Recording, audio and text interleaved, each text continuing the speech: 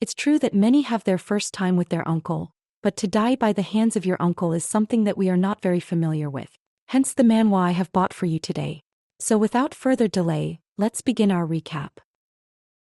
She stands amid the ruins of everything she once possessed: her family, her position, her talents, treasures she never valued when she still had the chance. Some of them she lost because of her own neglect, and others were taken from her no matter how fiercely she tried to hold on. Looking back now, she realizes they were all precious gems, but she only learned their worth when it was far too late. If she could have changed even one moment, she thinks she should never have obeyed that command on the night everything collapsed. Had she resisted, she tells herself, she might have driven a sword through the man now crouched before her. The man grins, his face twisted with a chilling satisfaction, and mocks her, calling her a former knight who cannot even hold a sword correctly. His boot crushes down on her hand, forcing her fingers open. Once, long ago, this same man used to call her a beauty destined to become queen, the greatest honor any woman could attain. He claimed she would bring glory to their family and insisted even her late father would be proud to see her rise so high. But in the present, all that flattery curdles into a sneer. His gaze slides to his foster son, as if silently comparing the promises of the past with the grim reality of now. She knows bitterly that none of those hopeful futures had ever come true. They were illusions she clung to like a fool. Desperation breaks through her voice as she demands that everyone believe her every terrible act, every crime, every stain on her name had been orchestrated by him. He is the one who stole her parents' inheritance, squandered it, forced her into becoming queen, and then pinned every accusation upon her shoulders. Every misdeed was his. Every ruin he now pretends to lament was carefully engineered by his own hands. He listens to her outburst in perfect silence, and then a smirk curves across his lips. So she is not entirely foolish after all, he remarks. He did gain much from her. Their association had been remarkably profitable. And yet, he taunts, she had enjoyed it too: the fine clothes, the place at the pinnacle of the kingdom, the safety of hiding behind her dependable uncle, doing nothing except exactly what she was told. All the beautiful things she possessed, he whispers, were never truly hers. They were borrowed illusions, and now that she is no longer useful, they will be taken back. Her tears fall as his words coil around her like a final verdict. He decides aloud that it is time to end this. Useless things must be disposed of promptly after all. The blade slips into her abdomen with cold precision. He prefers to keep matters clean. With the deed done, he announces that his visit has ended and turns to leave. She had believed him once, believed he would take her father's place, believed he would protect her. Now, bleeding and collapsing, she recognizes that every promise he ever made was a pathetic lie. Only now, in this broken state, does she truly understand the depth of betrayal. Footsteps approach. Someone steps toward her and asks whether she has called for him. It is the mage. With her fading breath, she tells him she has a favor to ask. She knows he has been researching magic that can restore youth, but he corrects her gently: not youth, but time itself. It is a spell that returns a person to the past. At his words, she cries out, desperate, insisting she wants to go back, to turn back time. If they want her soul in exchange, they can take it. But the mage shakes his head. He does not require her soul, he explains, because she is already dying. Such a spell demands a price issued by the world itself, a toll paid in money, in youth, in soul, but she has none of these left to offer. If she has no further request, he says he will take his leave. Her lungs seize and she coughs violently. He does not want to die. She truly, desperately, does not want her life to end like this, nothing but spiraling regret. If she had known everything would be stripped from her family regardless, she would have made different choices. She would have given her parents a grandson. She would have told Ezra she loved him. She would have held on to that person too instead of letting everything slip away. She opens her eyes and the world around her shifts. The familiar ceiling of her old room stretches above her. It is the past. She has truly returned. Outside her chamber, two maids walk down the corridor, their hushed voices carrying an air of sorrow. They wonder whether Lady Serene is still asleep. No one can blame her if she is. She cried for days, anyone would. One maid's voice trembles as she begins to weep again. How could such tragedy strike a girl barely 20 years old? With young Master Ezra only 13, Lady Serene, as the elder, must now lead the household. What will become of the Count's family? They knock gently, and when Serene permits them to enter, they greet her with a subdued, "Good morning, my lady." Serene turns toward them, her face illuminated not by grief but by a quiet, determined glow. She returns the greeting, calm and poised. Anna moves forward to help her dress. As she adjusts Serene's garments, she hesitantly asks whether her lady is truly all right. Serene answers that she is. Someone must remain clear-headed after all. She is the head of this house now, and she must prepare her parents' funeral. Her voice does not tremble, though her heart tightens with memories of the grief that once consumed her. At breakfast, she asks the butler about Ezra. He hesitates, for he had always believed she resented the boy after the carriage accident. Carefully, he explains that the young master has not left his room. 13 is far too young to endure such a loss. Though she too lost her parents, the burden must weigh even heavier on him. Serene's chest tightens with regret. Before her regression, Ezra had died at 20, still practically a child. She should have seen his suffering sooner. She silently vows that this time she will not fail him. She instructs the butler that after she finishes breakfast, she will check on Ezra herself to ensure he does not skip meals. Then she adds firmly that he must not contact Lord Hunter yet. The butler blinks, confused. She referred to her uncle? Serene answers sharply, does she have any other uncle? But the butler confesses that they have already contacted him. Her temper spikes. She demands to know who gave the order. He explains that he notified the uncle regarding the funeral. Her frustration bursts forth. Why would he seek her uncle for the funeral arrangements when she is right here? She realizes she is overreacting, yet she cannot stop the old fury from clawing up her throat. Back then, she had been so consumed by sorrow that she locked herself away and cried for days. Naturally, they had believed the fragile young lady incapable of handling anything. The butler bows so deeply his voice quivers. He apologizes for misjudging the situation, but the message has already been sent. Her uncle will arrive soon, and once he does, he will attempt to seize guardianship again, swallowing the Count household whole. Until she reaches 21, she has no legal authority. Is she meant to lose everything once more without a fight? No. She refuses. She asks the butler how long it will take for the uncle to arrive. Even with the rough roads, probably a week. That much time still remains. Serene straightens, her decision sharp as steel. She announces that she is the master of this house, and from this moment onward, all matters must be reported to her before action is taken. Then she orders him to prepare a carriage. The butler stammers, bewildered, asking where she intends to go. Serene already knows the answer. Before her uncle comes, she must reclaim what she can, everything he once took from her. She cannot delay. He tells him she is going to the night order. At the counter state, the scene unfolds as Anna expresses her concern to Serene, insisting that Serene should rest a little longer. Yet Serene, unwavering, assures Anna that there is no need to worry. She has already rested enough. The horse has been rented, and even the butler had asked whether she planned to travel to the night order and if he should prepare the carriage. But she refuses the carriage. She has once been a knight, and no knight of the night order travels by carriage. She cannot even remember whether the last time she rode a horse was 8 years ago or 9, yet she mounts it with precise familiarity. Even if she is slower than usual, she quietly asks the horse for understanding, and with that she sets off toward the land of the knights Tanus. According to legend, 5 knights once defeated a dragon and established a kingdom upon that land. Thereafter, the strongest among them became the king, while the remaining 4 swore their eternal loyalty to the nation. Because of this heritage, nobles of tenant families are obligated to serve in the legionary knight order, defending the kingdom. Including their years as pages, they must serve at least 5 years as knights. In the past, Serene had found such responsibilities suffocating.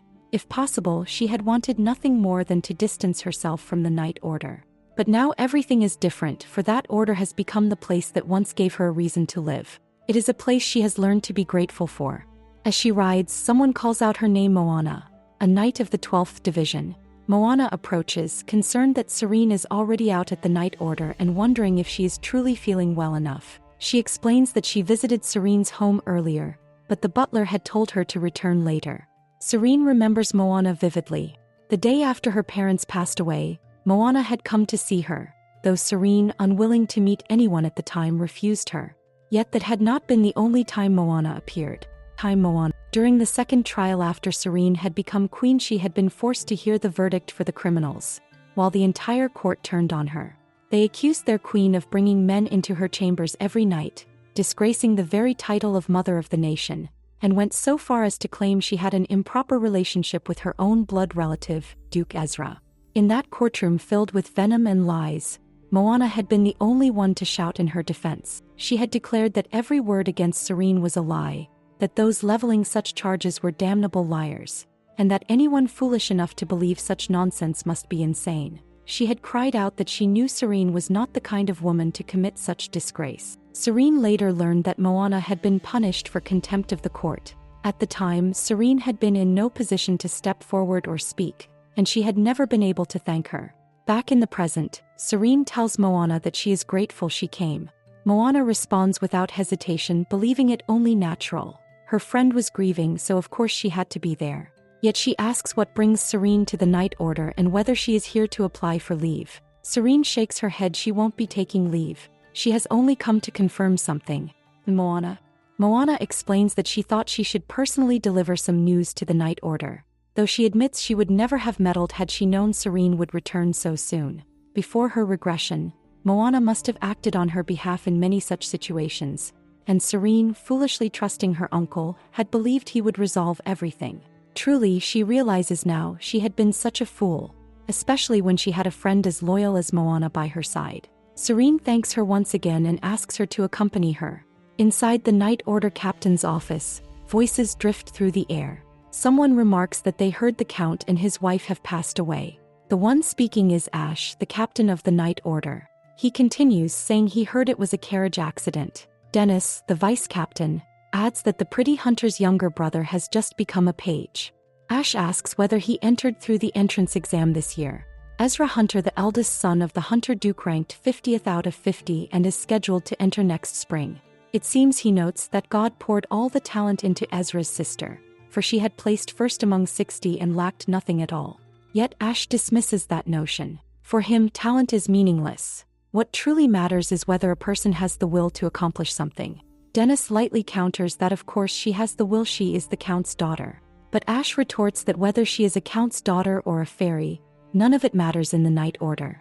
Elsewhere in the office, someone regretfully tells Serene that there is unfortunately nothing they can do. When it comes to refusing one's appointed guardian, it lies outside their authority. As Serene and Moana step out, Moana immediately asks about this guardian matter. Before Serene can answer, a greeting reaches them. It is Dennis and Ash.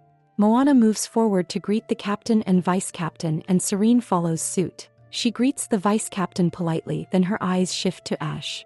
When she calls him captain, her expression stiffens into something cold and visibly strained. The reaction is so unexpected that everyone around her is struck speechless.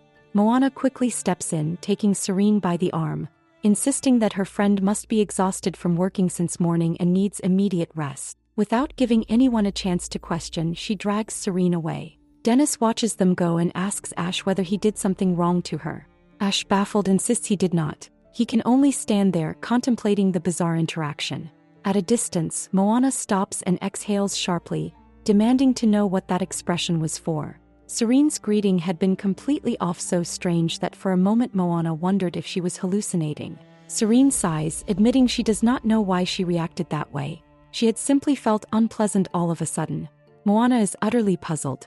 Ash is the captain of the Night Order, a prodigy, the youngest master, third in line to the throne, and a duke possessing every quality nobles romanticize. Nearly every woman in high society, including those within the Night Order, has imagined even if only once what it would be like to become the Duchess. So how could Serene possibly dislike him?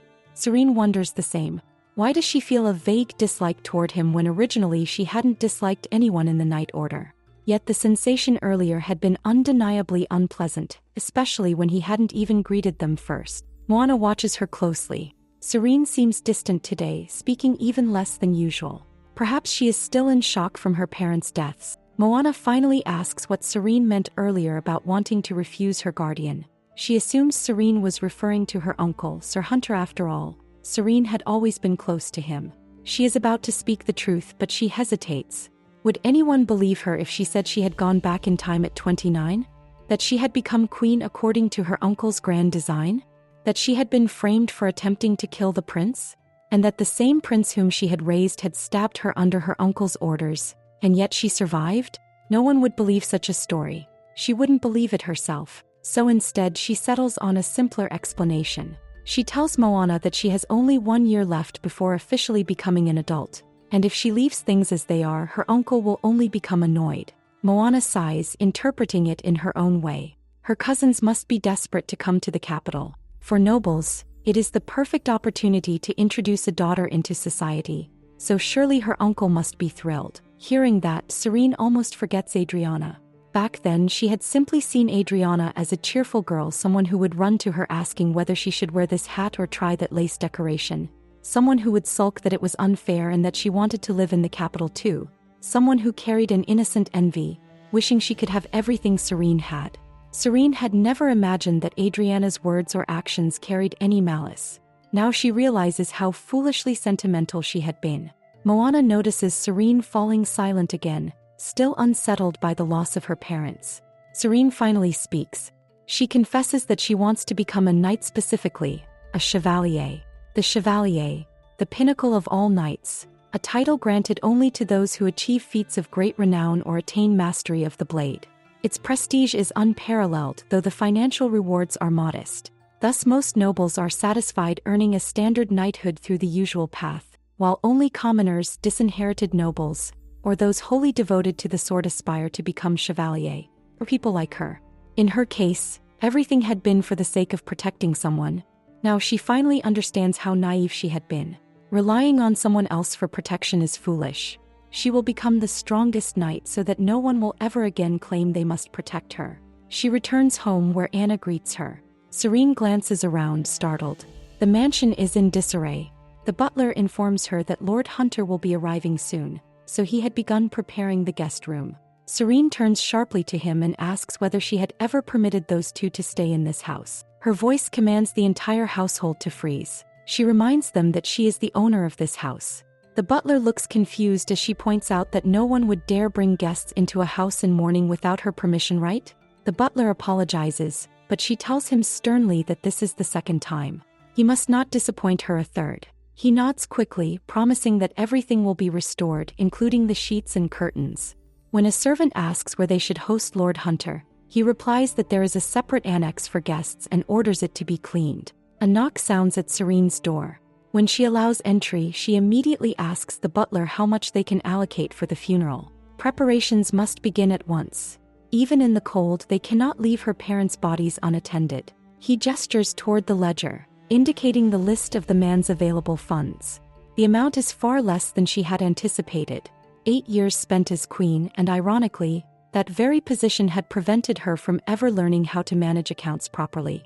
Now, she realizes she must learn from someone, but the troubling question remains. Whom can she trust? She studies the figures and wonders aloud how much more they can endure if they push themselves. The butler considers the numbers and reflects that even if they strain their limits, the amount shown is the support Master Hunter sends every month, 10,000 snow money that is meant to sustain them. She finds herself silently questioning how it is being used to sustain two people living quietly in the countryside. When she asks how such extravagant consumption is justified, the butler explains that since the master's reward went missing this month, it is acceptable and her uncle will understand the delay. She scoffs at the idea. Even support has its limits, and to think that two people in the countryside have been using funds reserved for the capital's noble households is beyond absurd. She orders the support to be reduced to a quarter beginning next month. The butler stiffens at the instruction, warning that her uncle is to be her guardian, and if he discovers the sudden reduction, no one knows how he might react. Of course, that giddy, self-satisfied man will not remain idle. But she declares that it is fine, he will soon understand that there is simply no money left. The butler presents what remains of the estate's funds. He also produces the seal and the document granting access to her savings, which were originally reserved for her future marriage. She decides she will use whatever she can to honor her parents one final time. In her previous life, she had not even been able to secure the management funds, and she never knew the moment her uncle quietly took them away. This time, she intends to spend every coin necessary for the funeral and memorial service. The next morning, the servants rush about in a flurry, struggling with the household's belongings. Most of the luggage remains as it always was, far too much. Adriana questions her father, bewildered by the sheer volume of items they insist on taking, wondering how and why they must transport so much. She complains that they could easily acquire what they need once they arrive and that spending the entire day moving luggage is exhausting. She simply wants to reach the capital. Lord Hunter reminds her that this journey is not a brief excursion of a few nights. They are relocating and she must endure the inconvenience a little longer. Her frustration disappears instantly as she asks, bright-eyed, whether they are moving to the capital permanently. He assures her that they are.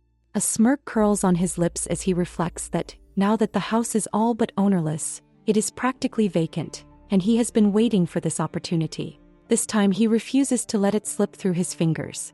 Later that night she sits alone with the ledger open before her. Her uncle's name appears almost every month, yet most of the entries are so vague she cannot even decipher what they represent. She has never learned how to interpret financial ledgers, and frustration settles in her chest. If only there were someone she could ask. She briefly considers approaching Moana, wondering whether the girl might know how to read these records. A wave of weariness finally gathers over her, reminding her that she must rise early to practice swordsmanship. Accepting that she can make no further sense of the numbers tonight, she decides to go to bed. Meanwhile, at the night order's quarters, someone questions why they must head to the training grounds at this hour. Ash, irritated, points out that they are already making enough fuss first thing in the morning. Dennis insists that Ash needs to witness the scene himself and warns him to prepare to be shocked.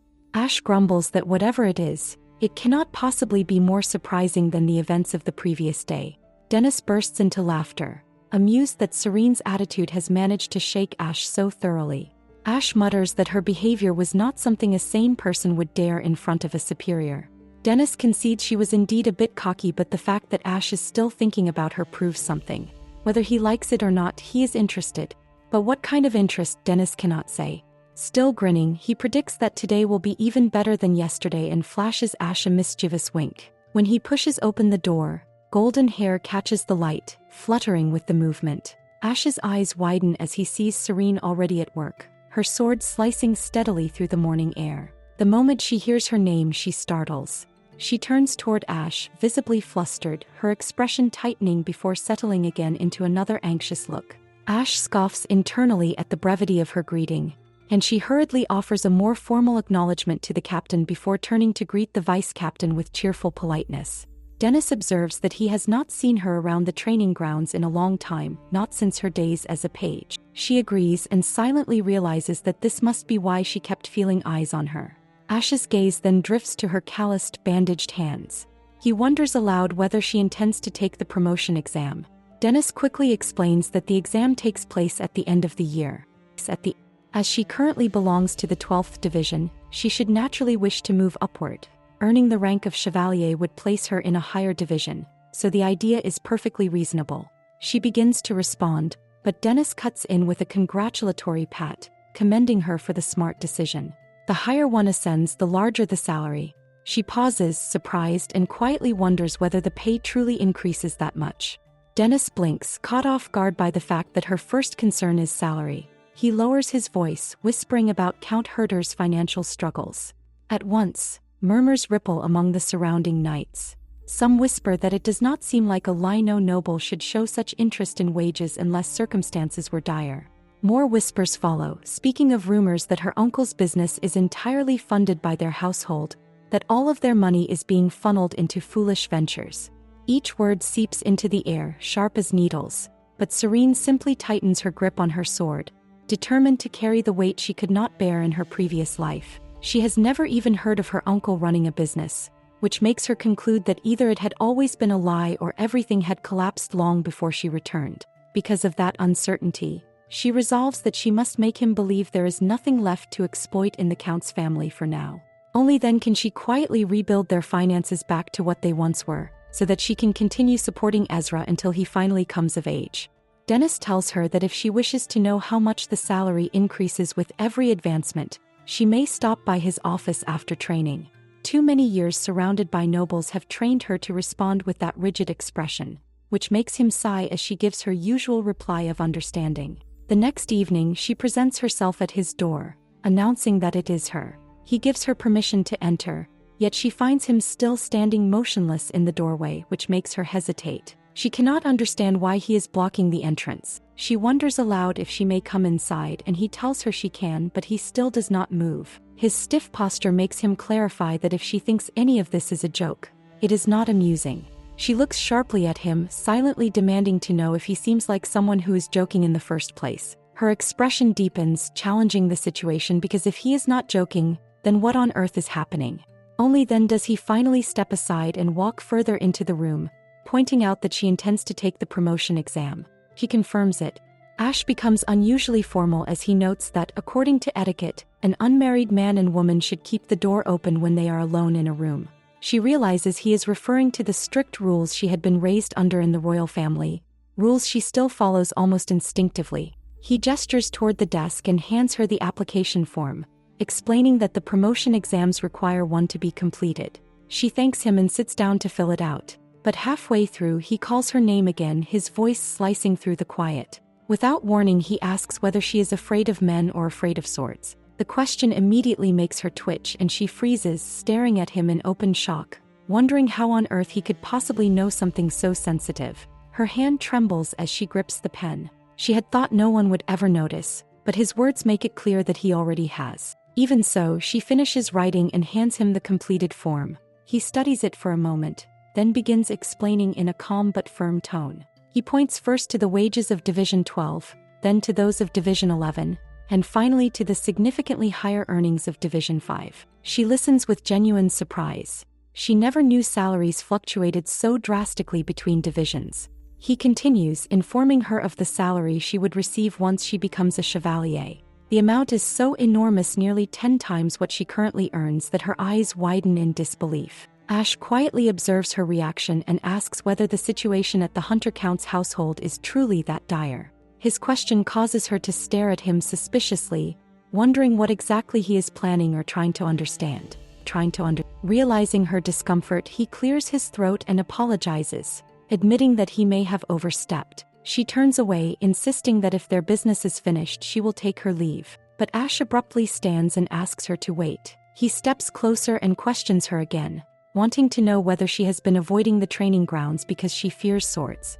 She immediately denies it. He takes another step, watching her closely, and asks the second, more unsettling question, whether it is men she is afraid of. The moment he says it, she twitches again, the reaction betraying her long before any words can. Ash moves past her with a steady stride, remarking that he might as well offer her a piece of advice. Under normal circumstances he would not bother, but as a knight he cannot ignore what he just witnessed. If she flinches that violently while holding her sword, she will injure herself sooner or later. She instantly denies it, insisting that he must have imagined the tremor, refusing to acknowledge what her body betrayed. With that, she takes her leave, muttering under her breath about how unbearably irritating he is. Ash watches her go with a faint, exasperated expression, thinking that she remains just as arrogant as ever. Yet beneath the annoyance, he begins to consider her more carefully. She seems uncomfortable around men, and among all of them, she appears to dislike him the most. Later, she returns to sparring when a knight approaches to inform her that her uncle's party will be arriving shortly. She pauses, asking how far along they are. The butler, who brings the message, explains that they have already entered the capital. That means she is finally about to face him, her uncle, Gale Hunter. She instructs the butler to begin the preparations, and then she dresses herself neatly before going to see Ezra. She tells him that their uncle will arrive soon. She has not seen Ezra since the day they returned, so worry has gnawed at her whether he is eating properly, what he has been thinking all alone, and how much he has been hurting. In truth, she herself is frightened to face everything. She assures him that if he does not want to come out, he doesn't have to. He can rest, and she will manage the situation for both of them. With that resolve, she heads out, and Gale soon arrives, greeting her with elaborate warmth. He steps forward and hugs her tightly, lamenting how much she must have suffered on her own and declaring that now he is here, she no longer needs to fear anything. But she pushes him away, confusing him instantly. She tells him that he must be exhausted from such a long journey. He laughs it off, insisting he is not tired at all and that she doesn't need to worry. He has planned extensively for her and Ezra on the way here, and he intends to take charge of everything. But she cuts him off, stating calmly that there is no need. All the funeral preparations have already been completed. Only the memorial service remains. Gale freezes, completely thrown off. This is not the reaction he anticipated. He believed she would break down crying, clinging to him as she always used to, leaving him with the role of comforting her. She gestures for him to focus, explaining that now that Uncle Gale and Adriana have arrived, They should summon the priest so they can hold the funeral tomorrow morning. She turns to Adriana and asks whether she has brought black mourning clothes. Adriana's startled expression reveals the truth before she answers she did not. Last time, during the previous timeline's memorial service, Adriana also failed to bring proper attire, causing the funeral to be delayed by several days. But Serene has no intention of allowing that to happen again. Gale objects, saying that holding the funeral tomorrow is too soon. Serene responds that she wishes to send her parents off while their bodies are still in the best condition possible. Gale concedes, saying that if this is her wish, then it is acceptable. Yet he cannot help questioning why she seems so mature. Only last summer she begged him to take them to the newly opened theater. Adriana too is surprised. Once Serene comes of age, she intends to leave the Night Order, another decision that feels far too serious for the girl she remembers. She used to behave like a sheltered child, but losing her parents appears to have forced her to grow up overnight. Serene expresses her gratitude to her uncle for understanding her, then instructs the butler to escort both guests. The butler offers to carry their bags. Adriana glances around in confusion, asking where exactly they are being escorted to, and Gale is equally puzzled because the mansion lies in the opposite direction. But Serene pays their confusion no mind, because from this moment onward, the true beginning unfolds: Serene's determined effort to change the future, no matter the cost. Dennis observes that Serene had seemed to be preparing for the promotion exam, yet she has been noticeably absent in recent days. He privately speculates that perhaps she has changed her mind, maybe the grueling nature of the training finally struck her after being away for so long. Ash, however, finds it difficult to judge, for she never appeared to be the type who would give up so easily. He wonders if her sudden disappearance is connected to that particular incident. Dennis brings the nightly training session to a close, acknowledging the hard work of the knights and preparing to wrap things up. As he does, he suddenly remembers that the memorial service for the Count of Hunter begins today. He asks Ash whether he intends to go, since both of them are expected to attend. At the funeral grounds, people murmur among themselves, astonished by how many lamps illuminate the Count's household. They note the extravagant floral arrangements, the extensive lighting, and even the cost of summoning a priest. Considering the overall scale of the memorial, they speculate that a small fortune must have been spent. Ash quietly wonders whether Serene's recent absence is due to her preparations for this large-scale service. A newcomer arrives, recognizing the knights by their attire and assuming they must be from the Night Order. It is Gale. He approaches and greets them warmly, introducing himself as the uncle. He expresses his gratitude that both the captain and vice-captain have come personally. Rumors circulate that the captain is not only the Night King's nephew but also a duke, and Gale inwardly laments that if only Adriana had brought a black dress, he might have managed a proper introduction. He considers it a great honor to receive them and begins hinting that, if the opportunity arises, perhaps there could be further acquaintance. Ash, however, cuts through Gale's attempt at pleasantries by inquiring about the chief mourner. Gale freezes, realizing they must be asking after his nephew. He answers uneasily that Serene is inside. Dennis notes that they should pay their respects to the chief mourner first. Gale anxiously bites his nail, silently regretting not having seized control of the situation earlier. Because the chief mourner is someone else, everyone is naturally flocking toward her instead of to him, leaving him overshadowed. The two knights enter and call out to Serene. She turns, slightly confused to see both of them present, yet quickly regains composure. She expresses gratitude for their attendance. Dennis, observing the surroundings, acknowledges the grandeur of the service. Serene explains that it is the very least she can offer in honor of her parents. Ash is certain that the others understand how she feels, yet a faint unease lingers within her. She expresses her gratitude quietly, which makes Ash think that she must feel terribly uncomfortable around him. At that moment, someone calls out to her again. It is Moana. Upon seeing Moana, Serene's face immediately brightens, a soft glow of joy crossing her features. Moana comments on the exhausting effort that must have gone into preparing everything, but Serene dismisses it lightly, assuring her that it was no trouble at all and expressing thanks for her presence. Witnessing her brightened expression, Ash wonders if she can truly produce an expression so genuine, so effortlessly. Ash questions whether Serene has given up on the promotion exam, noting her recent absences from training. Dennis adds that she has not been seen at the training grounds lately. Moana, unable to contain her concern, approaches and embraces Serene, exclaiming incredulously that she must be exaggerating, for Serene trains tirelessly, almost manically, every single day. Serene gently tells her that such dramatics are unnecessary, though Moana presses on, asking whether she truly trains daily and whether she uses the training grounds at the mansion. Serene confirms that she does, prompting Moana to sigh and ask if they even understand how freezing the training hall is. One entire wall opens directly to the garden, allowing the wind to pour in unabated.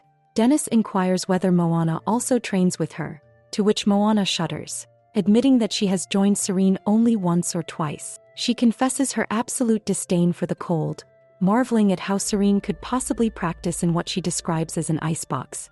Their conversation is interrupted as someone calls out to Serene. She turns to the three of them, politely saying that she should be going and thanks them once more for coming.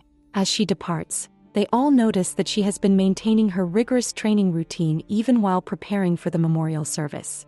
As the memorial service begins, Ash places his wine glass down. Dennis notices and asks where he is going. Ash replies that he is heading to the training grounds, which leaves Dennis puzzled. Upon arriving, he realizes that the place is completely frozen. He frowns, noting that this is far from ideal. If the snowfall begins, Serene's muscles could lock up within seconds while she trains in such conditions. Suddenly, someone calls out to Serene. He peeks and sees that it is her uncle. Dennis observes the tension and wonders aloud whether she is trying to banish him and Adriana to the Hunter house. This makes him question her motives. Why would she seek to banish him at all? Ash watches as he clarifies that no, it isn't what Ash had assumed, and it strikes him how hurtful it must be for Gale to hear such a misunderstanding. She responds gently, reminding him that the visitors will not be staying permanently and have always resided there during their visits. Gale clears his throat, signaling a shift in the conversation, and suggests they discuss the matter later. His attention then turns to Adriana, who complains that the sleeping quarters are cold. Gale points out the drafty nature of the room, offering reassurance that if things become too difficult for her, she can rely on his support. He emphasizes that he came here specifically to help her, and she expresses gratitude, acknowledging his words. She explains that this time she had to assume the role of chief mourner, but now, with Gale taking on the gardener's duties, both she and Ezra can return to their previous way of living without concern, confident that he will manage everything for them. Ash contemplates Gale's departure, sensing in his words a subtle retreat from personal involvement. Gale announces his intent to leave, and Ash considers waiting until both Adriana and Ezra have gone inside before taking his own leave, but soon Gale exits. As Gale departs, Seating touches the cloth he had handled, causing her body to tremble. Ash, perplexed by her reaction, notes her shaking and her muttered remark that it is disgusting, struggling to understand her feelings. The following night, Ash cannot shake the image of Serene trembling from his mind. He wonders if he should consider himself fortunate that there exists a man she despises even more than him. Dennis interrupts his thoughts, inquiring about his murmured comment, and Ash explains he was thinking of Serene. Dennis reflects that her circumstances are complicated but understandable, given that she is not yet 21. Ash recalls the unsettling realization during the memorial service that the Hunter family finances are not in good condition. The Count's brother had spent lavishly, prompting Ash to consider the implications. If the man were to become guardian, he might immediately seek to marry a high-ranking noble's niece, consolidating influence over the Hunter family. With the younger siblings still so young, the guardian could control the family for many years, manipulating its assets at will. Meanwhile, some knights converse anxiously among themselves, noting that the sounds of swords clashing make the atmosphere tense and dangerous, and they resolve to leave. Dennis questions the commotion, and they reveal that there was a duel at the training ground between Sir Eugene and Serene.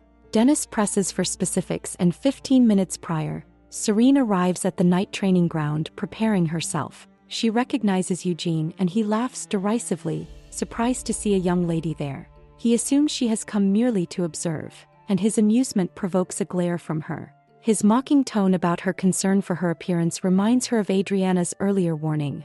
Relying solely on beauty is fragile, and with her blonde hair gone, she must rely on her own strength. She dismisses his comment with a scoff, drawing her sword, resolute and undeterred. Ash steps into the night order chamber, witnessing both warriors fully armed and ready. Dennis accompanies him, blending into the crowd as he observes the duel. Eugene considers whether Serene should be given a handicap, noting the discrepancy between her 12th division status and his own 6th division rank. She refuses any advantage, insisting he strike first. He attacks and she defends with skill, turning aside his blow. The moment passes and it is her turn. She launches an aggressive counterattack, sword raised high, charging forward with precision and determination. Their swords clash repeatedly, each strike ringing through the training ground as Serene struggles to maintain her footing. She falters and takes a step back, her small frame seemingly no match for Eugene's strength. Whispers ripple through the crowd, noting that with her slight build, there is no way she could win a contest of brute force. Even if she had entered the Knight Order with excellent grades, no one had witnessed her training since becoming a knight. Eugene seizes the moment, attempting to strike her, but Serene counters with a precise attack of her own, catching him off guard. Murmurs arise, doubting her endurance, labeling her efforts foolish and questioning her ability to last long. Despite the criticism, she maintains a tense, determined expression, refusing to give in. Eugene mocks her, insisting that now is not the time to show off, and slashes at her shoulder. The cut is enough to make Ash's eyes widen in surprise. Dennis observes cautiously, noting Eugene's suspicious aggression, warning Ash not to react hastily to every minor provocation. Sean interjects, telling Eugene that it is he who is showing off, not Serene. Regaining her composure, Serene counters, launching a powerful strike at him. Her strength is impressive, yet she begins to hear the mocking voices again, warning that she will not last long. Realizing she cannot match his brute force head-on, she adapts, relying on speed instead of strength. Her movements become sharper, faster, instinctively exploiting every opportunity. Ash watches with a growing smile, recognizing the talent she has always possessed. Her next attack lands flawlessly. Eugene trips and falls, stunned as she presses her sword to him, demanding if he still dares call her young lady. Her face is tense, resolute, as astonished onlookers whisper that it is unbelievable she has won. Applause breaks out, filling the chamber with admiration. Ash acknowledges the skill displayed, calling it a good spar. Serene extends her hand to Eugene, helping him to his feet, leaving him blushing and frustrated that he had let his guard down. She notes to herself that from now on she should tie her hair tightly before training, reflecting that the loss of her beautiful hair is a small price to pay for her victory. Laughter echoes around her as people comment on the situation, but it triggers a memory of the old king's words, accusing her of being no fun when it comes to shedding blood. Frustration flares within her, and with a decisive motion she cuts off her hair, the strands scattering in shock and disbelief around her. She hands the hair to Ash, declaring that there is no need to tie it anymore. Her glare sweeps across the other knights, admitting that she has lived a foolish life until now, that the laughter of others will no longer define her. Dennis observes, noting that mistakes have clearly been made regarding underestimating her. Ash turns to Eugene, reminding him that sparring with live blades without permission violates the rules, emphasizing that the permission for this session came from cleaning the training grounds. Eugene protests, pointing out that Serene also used a live blade, and Ash confirms that she will face separate consequences for that action as well. Mona, witnessing the aftermath, is flustered and distraught, staring at the absence of Serene's golden hair. She sends someone to summon a healer after noticing a scratch on Serene's hand. Serene calmly assures her it is just a minor scratch, but Moana begins to cry, overwhelmed by the loss of Serene's hair and the thought of who could have caused it. Serene tries to explain that no one specifically harmed her, that she cut her hair herself at the captain's instruction to tie it up properly. The misunderstanding escalates as onlookers murmur in outrage, shocked that the captain could command such a thing of a lady. Serene watches the growing panic, recognizing the misconception but knowing it must be corrected, understanding that her actions have been misinterpreted and the truth must be made clear. Serene runs her fingers along the shortened length of her hair, still unaccustomed to the drastic change. She has lived her entire life with long hair, and the sudden absence feels strange and almost foreign. A fleeting thought crosses her mind. Instead of giving it away, she could have sold it. At that lunch, she might have made a small fortune. Yet she knows with absolute certainty that Gale has probably already discarded it. She reminds herself repeatedly to maintain her composure around him, but the moment their eyes meet, a surge of resentment rises unbidden. She knows there is no tangible reason to harbor such feelings, yet the emotion overwhelms her nonetheless. Someone in the distance shouts, and it is Anna, crying out in alarm. Serene watches her, understanding the intensity of the situation. While back at the mansion, Gale scoffs at the notion of any remaining wealth. "There isn't even a single gold bar left in the family vault," he mutters, his tone tinged with disbelief. Just then he receives word that Serene has arrived. Arnold notices the bandages wrapped around her and is startled, but Serene immediately gestures for him to calm down. Gale greets her with a measured comment about perfect timing, explaining that the world is missing and she should go search for it. Confused, she asks what he means by the world. He explains that there must be another one somewhere in the house besides the study and the bedroom. Serene scoffs, noting that he has already inspected both the study and the bedroom. The butler apologizes, admitting he could not prevent Gale from checking further. Gale questions the necessity of stopping him, and Serene responds that after all, he is her guardian and must be aware of the household's assets to properly plan for her and Ezra's future. Gale's attention then shifts to her appearance, questioning the drastic shortening of her hair and remarking that she now looks like a boy. She counters, noting that her hair was long by the knight's standards. He adds pragmatically that she will soon be leaving the Knight Order and getting married, implying that appearance is secondary to her future responsibilities. Serene raises the issue of her marriage fund, but she explains that the funds have already been depleted. She had liquidated all her assets to cover her parents' funeral and memorial, as well as to settle urgent debts, leaving nothing behind. Gale absorbs the information, realizing the weight of the burdens she has assumed, while Serene maintains her calm, determined demeanor, unflinching in the face of the financial and emotional strain she has carried alone. He is confused as to why she spent all the money and he wonders about the debts. She explains that her father had taken out a loan to support Gale's business, and she could not leave the debt under his name, so she cleared it herself. This leaves him utterly bewildered, unsure of what she just said and questioning whether there was actually debt under his name as well. She admits that she does not know and asks if he had borrowed money from anyone. Gale replies that it is not exactly the case, he just wandered. Serene points out that she only tracked debts under her father's name and wonders if she should check under his name too. He responds that it is unnecessary and since it is late she should get some rest. Once he leaves, her eyes flare with anger, silently growling in his direction. Back in Serene's room, Anna moves around her with concern, repeatedly asking if she is truly all right. Serene insists that she is fine and that the treatments have already been completed. Anna worries about her hair, but Serene quickly changes the subject, asking if she could take a bath. Anna reassures her but cannot resist asking how her hair became so short. Serene briefly laments the situation, then with a smile, suggests they simply think that the commander cut it off. The scene shifts to Ash. Dennis confronts him, calling him a snatching bandit. Ash asks for clarification on what exactly he supposedly snitched on. Daniels explains that it is, of course, regarding her hair. Ash realizes that Dennis must have picked up some nonsense from somewhere. Dennis continues, saying that there are other rumors as well. One rumor suggests that Ash was involved in the death of the Count and Countess. Ash asserts that there are limits to what can be said, but Dennis brushes it off, insisting that he is merely quoting the rumors. Ash inquires further, and Dennis explains that these rumors began circulating in the palace, with him now taking the lead in spreading them. The first rumor claims that Ash is involved with the Hunter family and that Serene sees him as her mortal enemy. The second rumor paints him as an incurable blonde fetishist who has taken an interest in Serene. Ash is incredulous, asking what kind of rumors these are. Dennis adds that there is a combination version as well. The Knight Commander who allegedly killed the Hunter couple tried to assassinate her when she got close to the truth but only managed to cut her hair and failed. Ash is stunned, pointing out that everyone has completely lost their minds and questioning where these rumors even originated. Dennis suggests that they probably began with the Knight Order, but have since spread throughout the palace. Ash asks who told him this. He questions Dennis sharply, asking if he had perhaps molested the palace maids. Dennis makes a confused face, asking why he would do such a thing.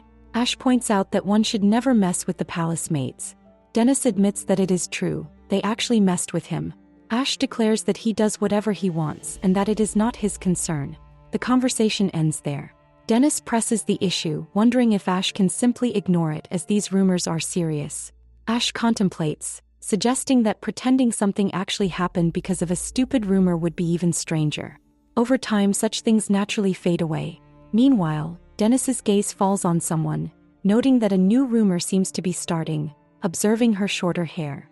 They notice that she is training exceptionally well. If she can draw her sword even slightly faster, she could be incredibly formidable. Ash calls out to her, triggering her PTSD.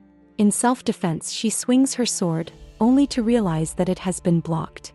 Ash stands in front of her, watching her exhausted face, and quietly asks if she is truly all right. Serene backs off and apologizes, saying that she is sorry. Ash responds that it is partially his fault for appearing from behind like that, and of course he had to be so stealthy about it. He asks her to stop by his office before she leaves. She questions why his office, repeating the word in surprise. He explains that they have a rule. Real sword duel rules should not be allowed in certain situations. For her information, he adds that Eugenia has been assigned to clean the training grounds alone for a whole month. This makes Serene feel bad for her. Ash notices her expression and asks if there is a problem, to which she quickly replies, of course not. Finally, she arrives at his office. The door is already open, but she calls out to him, only to find no one inside. She walks in, assuming he will be there soon. It is the first time since her parish days that she has come to be scolded. Back then, she used to skip training often and was frequently summoned by the commander. She remembers being scolded for relying solely on her talent and not practicing, with warnings that letting the blade of a famous sword rust was a serious mistake. At the time, she thought all that talk about talent was just empty words, but when she hears about talent again later, it feels different, stirring memories. He wonders what that time really meant. It dawns on her that even after becoming queen, someone once spoke to her about talent. The words had resonated, yet she cannot recall who that person was. Finally, Ash appears. He asks if she has been waiting long and explains that he had some business to attend to. Serene looks at him in mild confusion for a moment and reassures him that it is fine, momentarily forgetting that he is now the commander. Ash, now seated, tells her that she has two choices. She has heard that Eugenia is cleaning the training grounds alone for a month and thinks there are two punishments of that caliber. What on earth could they be? He explains that her options are either to marry him or to become engaged to him. She is taken aback and confused. When he adds that engagement is the better option, she is stunned, realizing that she is not even 21. Serene reels at the revelation, struck by the suddenness and gravity of it all. The man in front of her, a duke, insists that if they marry, she would have to relinquish her claim to the title of succession. She protests, saying no, yet he continues, undeterred, suggesting that she return home to consider the matter carefully. Despite her objections, he insists he would like the engagement to be announced before the year concludes. Confusion and disbelief sweep through her as she shouts for him to wait, unable to comprehend what he is proposing. Engagement? The very notion startles her. How could he even suggest it at a time like this? The situation grows heavier in her mind when she recalls the nation's strict royal laws. A queen consort must be entering her first marriage. A broken engagement could jeopardize that entirely. If she becomes engaged to the duke, her path to queenship would be irrevocably blocked. He observes her unease and remarks that, unfortunately, the current state of affairs seems to confirm this. He questions her desire to become a queen, and she hesitates, insisting it is not her intention. Yet he presses on, noting that His Majesty already has a queen, and the line of succession is occupied, while the prince also maintains a princess consort. Her curiosity bursts forth despite herself. She asks if the queen is truly still alive, and his sharp response reminds her of the disloyalty implicit in the question. She quickly averts her gaze, clarifying that she never intended such disrespect.